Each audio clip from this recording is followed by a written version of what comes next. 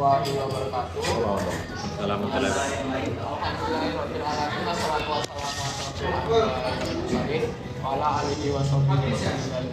Pertama-tama marilah kita panjatkan dulu kehadiran Allah Subhanahu wa taala, yang mana pada sore hari ini kita dapat hadir berbincang tentang ilmu dan yang kedua yaitu bersyukur kita atas kehadiran Nabi besar Muhammad SAW dengan mengucapkan lafaz Allahumma sholli ala sayyidina Muhammad wa ala ali sayyidina.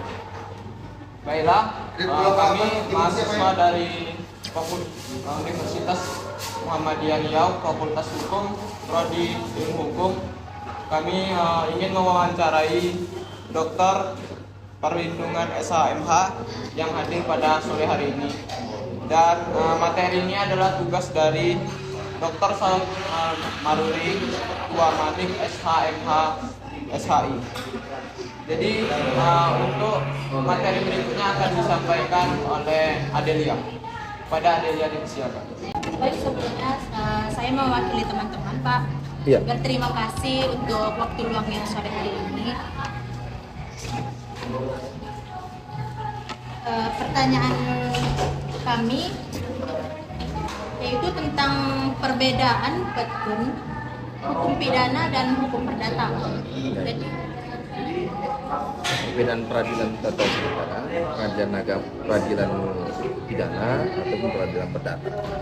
Sebelum kita memasuki tentang apa itu hukum pidana, perdata dan tata usaha negara, kita harus menafsirkan terlebih dahulu apa itu hukum.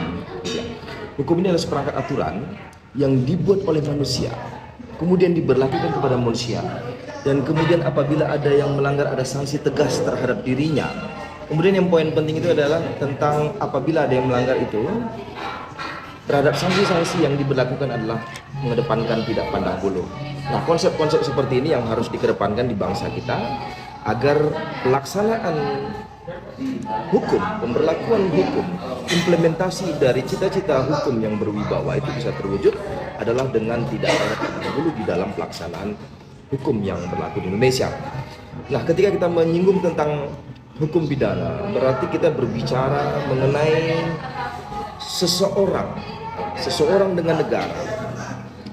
Apabila seseorang melakukan perbuatan pidana, maka negara ini diancam oleh kekacauan. Apabila hukum tidak memberlakukan terhadap orang yang melakukan perbuatan pidana, terhadap sanksi-sanksi yang tegas tersebut, maka kewibawaan negara ini akan terganggu.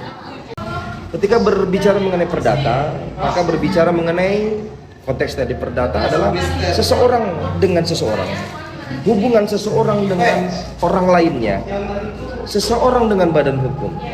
Nah, ini hubungan keperdataan. Hukum privat, artinya hubungan ini individual dengan individual, tidak lagi hubungan seseorang dengan negara. Nah, begitu ya. Jadi ini perbedaan antara pidana dengan perdata. Hanya perbedaan tentang hubungan tadi. Hubungan seseorang dengan negara, dengan halayak banyak gitu ya. Tidak hanya sekedar negara tapi juga halayak banyak. Tapi kalau perdata adalah terkait dengan seseorang dengan seseorang. Di dalam hukum perdata, ketika ingin menyelesaikan perkara terkait dengan hubungan kausalitas seseorang dengan seseorang, privat tadi, ada dua bentuk gugatan yang diajukan, apakah wan prestasi atau yang kedua adalah gugatan perbuatan melawan hukum. Nah, bagaimana perbedaan antara perbuatan pidana dengan perbuatan perdata? Ketika perdata tadi ada hubungan seseorang dengan seseorang, pidana dengan seseorang dan halayak ramai dan juga termasuk negara, perbedaannya adalah di sini menerapkan sanksi. Di dalam kitab undang-undang hukum pidana terhadap sanksi yang diberlakukan bagi seorang pelaku perbuatan pidana, baik pidana ringan, berat ataupun sedang, atau yang terberat sekalipun, maka ada sanksi-sanksi yang mengikat terhadap dirinya.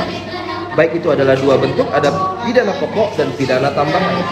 Pidana pokok itu ada hukuman mati, ada kemudian pidana penjara, kemudian ada juga kurungan, pidana denda, dan kemudian ada pidana tutupan. Dan ketika menyinggung tentang bagaimana ada pidana tambahan, berarti mengenai apa itu tentang penyitaan benda-benda tertentu ataupun pengumuman dari hasil putusan hakim. Ya, misal seseorang sudah dirugikan akibat kecelakaan, dia bisa juga menuntut ganti rugi terhadap kerugian kecelakaan yang dilakukan atas perbuatan pidana kelalaian dalam berkendara. Nah itu perbuatan pidana. Bagaimana dengan sanksi perdata? Sanksi perdata hanya berdasarkan putusan dari pengadilan. Pengurangan hak atau penyerahan sebagian hak atau seluruh hak-hak yang dimiliki oleh seseorang apabila dia dinyatakan salah di dalam gugatan perdata dan dinyatakan kalah dalam gugatan perdata, maka tuntutan-tuntutan yang diatur di dalam hak-hak yang dimuat di dalam gugatan, baik dalam posita maupun petitum, petitumnya ada mengenai tuntutan itu apabila dikabulkan oleh majelis hakim maka diberikan kepada si penggugat ketika memang penggugat menyatakan ada kerugian-kerugian baik imaterial ataupun material dan bunga-bunga.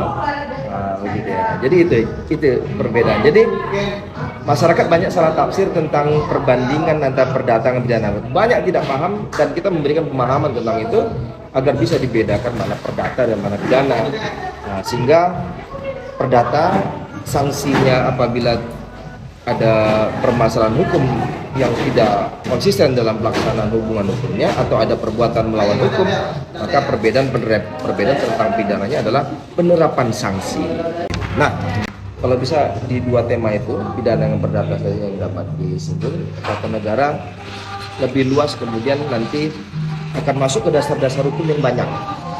Perbedaan perdata dan pidana dasar hukumnya jelas, lahir dari zaman kolonial Belanda. Baik perdata maupun pidana. Produk-produk hukumnya zaman produk Belanda. Sehingga lahirlah dasar-dasar hukum yang memiliki nilai kontroversial. Ada kok sanksi pidana di dalam KUHP menerapkan Rp150 dendanya. Dan dia harus membayar Rp150. Zaman sekarang Rp150 udah nggak berlaku. Artinya apa? Karena itu produk zaman kolonial, maka perlu dilakukan perubahan atau mencabut terhadap KUHP. Sehingga KUHP di 3 tahun kemudian di 2026 KUHP sekarang tidak berlaku. Akan diberlakukanlah Undang-Undang Nomor 1 Tahun 2023 tentang Kitab Undang-Undang Hukum Pidana. Maka berlakulah tentang hukum pidana yang baru dan hukum acara pidana yang baru. Namun perdata hingga saat ini tidak bisa dirubah. Bukan berarti tidak bisa dirubah, tapi belum bisa dirubah.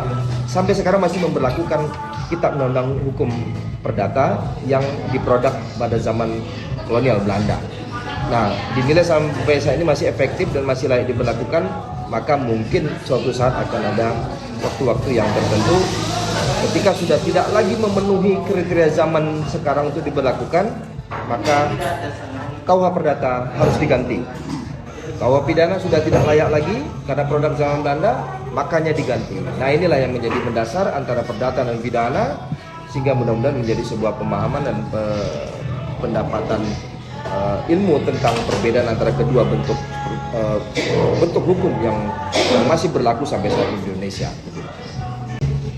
Oke, Pak, mungkin itu aja, Pak. Iya. Pertanyaan dari kami Fakultas Hukum Muhammadiyah Riau ini. Titip salam, Pak. Terima kasih Ya, kepada sama-sama. Bapak sudah Ya. menyempatkan hadir di sela-sela waktu Bapak. Terima kasih sudah menjumpai saya senang nih ngumpul-ngumpul. Nanti kalau ada yang mau magang di kantor hukum, ya boleh masuk gabung.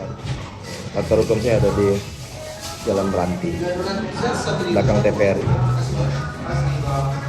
Baik, itulah tadi hasil komentari kami dari narasumber. Apabila ada kesalahan dalam video, mohon dimaafkan. Wabillahi taufiq wal hidayah. Wassalamualaikum Assalamualaikum warahmatullahi wabarakatuh.